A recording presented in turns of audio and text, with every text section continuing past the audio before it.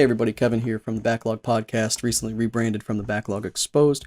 We're going to be doing some instant takes, we're going to be doing some YouTube content and things like that, and this tonight was just a pretty significant episode of Game of Thrones that I really wanted to just jump right in and give an instant take. Unfortunately, I've done two separate recordings, about 40 to 45 minutes each, and both of them did not go well. I was 45 minutes in and I just stopped myself and said, no one wants to watch a 45-minute instant take video from a guy who's never done these before. Then the second one, I'd gone 40 minutes, stopped it, and then the audio was fucked up. So just going to give a quick instant take. Not happy with this episode. There's so much, and I'll get into more detail with a longer, non-instant take version of this, maybe with somebody or a couple people who, have some background and understanding of Game of Thrones. Some of the key things that I need to point out are the precedent that George Martin sets in a lot of the stuff that he builds. He puts together a precedent, even if it's a long time ago, in a history book that he wrote about a battle, all the way to the precedents of just having multiple bastards in different positions of power, from Ramsay to Joffrey to even Gendry. You kind of get all these different setups, and so when Jon Snow, you find out he's not a bastard, it's a shocking moment because you were so conditioned to believe that it's okay, or that they exist in this world. Same with the idea and the concept of incest and how that plays out. Obviously, the show writers are less comfortable with the content of incest than George because he was so fluid and fluent with it. It wasn't taboo when he wrote about it. Not in very many circles in the realm of Westeros did it feel that way. I mean, they did make it taboo in the sense that the Lannisters didn't want everyone to know, but that was more in terms of the fact that Joffrey wasn't the rightful heir. It wasn't about hiding it because it was weird, right?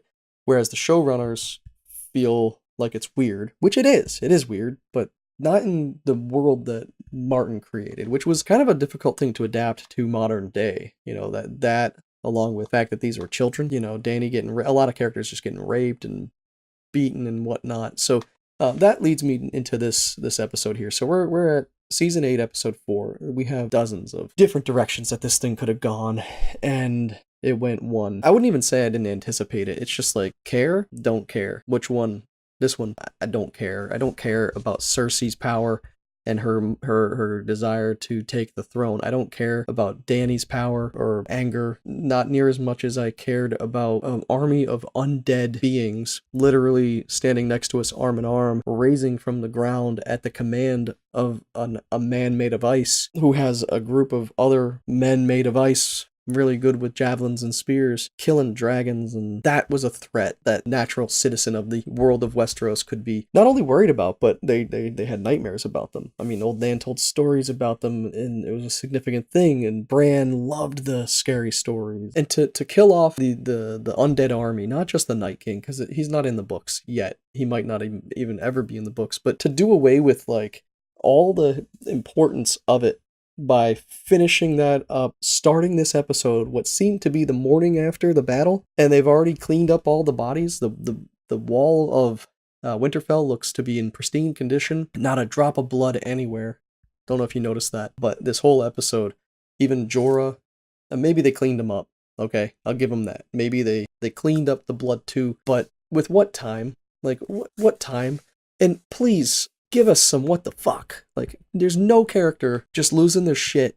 Like in episode 1 of the very first show, opens with a guy who's just losing his mind. He just saw undead. Ned Stark cut that man's head off because he abandoned his post at the wall because he saw undead coming at him. An entire castle filled with people, citizens, scared, unsullied, Dothraki, warriors, general characters we've known and loved, who have never seen an undead, and no one's shaken in their boots. No one's had any PTSD. The only one is the Hound, and it has nothing to do with undead. It's just he got burned when he was younger by his brother. It's just so awkward to me that there's so much precedent right before our eyes, and they finish it all off with a jab to the gut from Arya, and they call it a day. And by the morning after, everyone's perfectly positioned in piles. Only important people get their own pile, I guess. I didn't quite understand that. I mean, I know it was for TV, but again, I hate this for TV aspect because they make a lot of shortcuts. And so in this episode, we learned absolutely nothing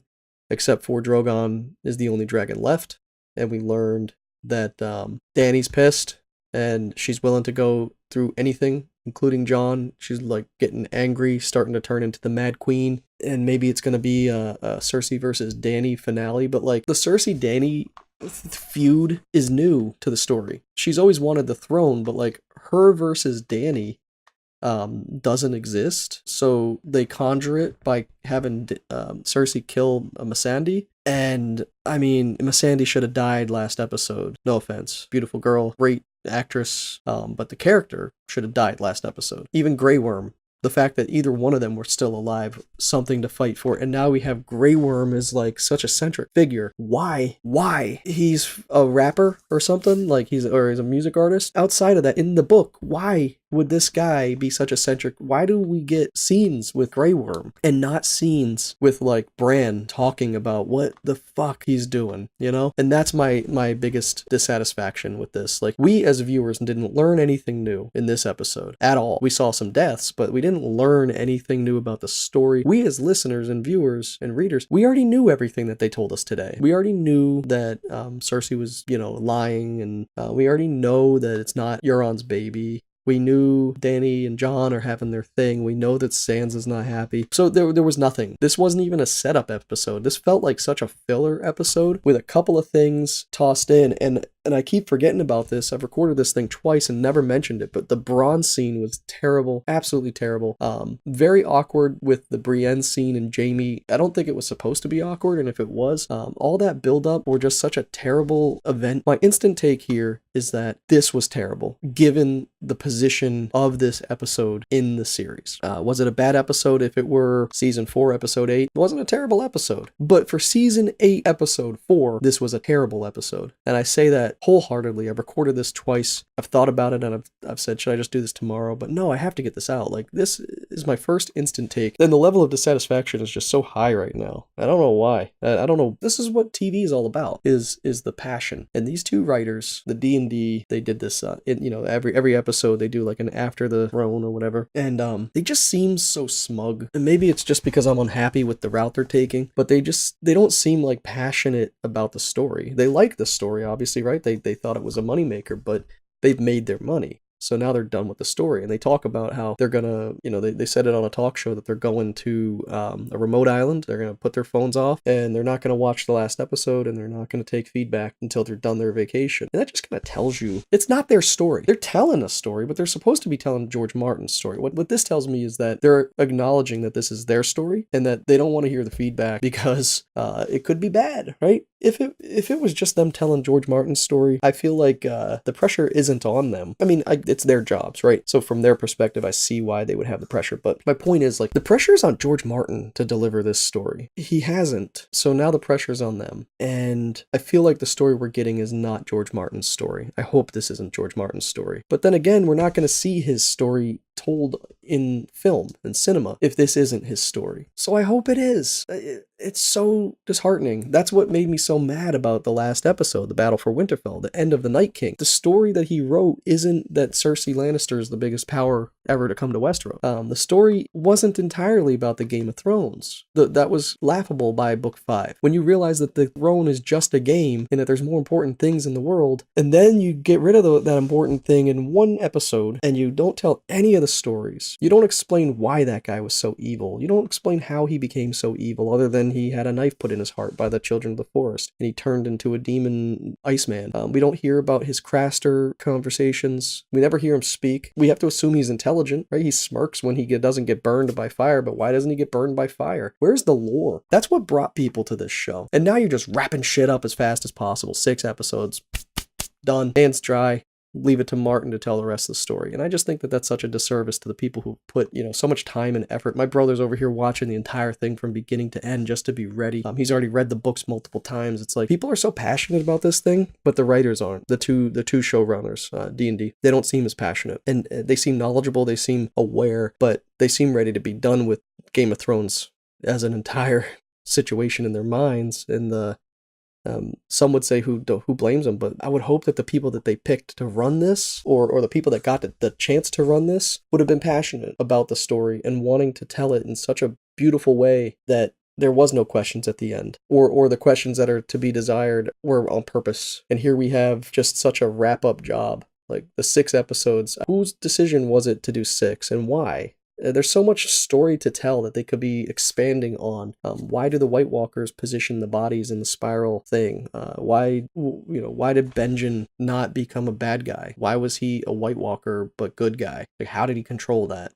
Just so many things, and it was all for nothing. Bran warging, and Nymeria. Where's Nymeria's army? Gone, fucking gone. And you know it's gone because they just got rid of Ghost, Tormund. They're gone. They're going north, and so the Wildlings are gone with Ghost. Ghost's purpose is absolutely nothing other than TV cannon fodder in this series. And as a book reader, you know that Jon is in and out of Ghost. He's warging into Ghost. Nymeria and Arya, she's warging into her and building an army of wolves. And Bran is warging into shit and doing all sorts of things. So like when Bran, that's the precedent that he sets for Bran. He doesn't want you to think that it's abnormal that Bran can do it, so that when he turns into the Three-Eyed Raven, you're shocked. You know it's possible, but then all of a sudden it's like, whoa, he's this guy. Handled terribly in the show. All of it. It's just all, since season 5 was over and they're doing their own source material, the writing is on the wall that they just don't have the skill set to write like George Martin. And I think that's the final message here on Instant Take, is that these guys are doing a great job. They are world-class talent when it comes to putting on a show, but this is the evidence that George Martin is on such another league than most writers. The story that he's telling can't even be picked up by world-class show writers. Maybe I'm giving them too much credit, D&D, but I'm not happy with what they've done. And if I didn't have any substance to base it off of, maybe I would be. But the substance I have is precedents like George Martin has set, and they're just getting rid of all that shit. We're going to get the Clegane Bowl. You know it. Someone's going to be sitting on the throne in the last shot. Like, who's it going to be? Peter Baelish coming back from the dead? Varys? Tyrion did a hell of a job in this episode. He was awesome. If the next episode doesn't open with Cersei just raining arrows down and killing Tyrion from above, like with her archers, then she's not the Mad Queen. Because there's no time better than that moment when he's so vulnerable to just not end him. And as much as I love Tyrion, it wouldn't make sense for her to let any of them walk away. The dragon's there. They already cut Missandei's head off. Whatever's going to happen is going to happen. So fire the arrows, right? Right at Dany and all them. They're all just sitting there. They don't have shields. They're in the distance, the range of an arrow. Anyways, I'm out. I gotta go. It's 2 o'clock in the morning, and I got other things to do before I gotta go to bed. So stay tuned for episode number 53 of Backlog Exposed. Gonna be put out tonight at some point. Thank you for watching. Hopefully there's more to come, and peace out.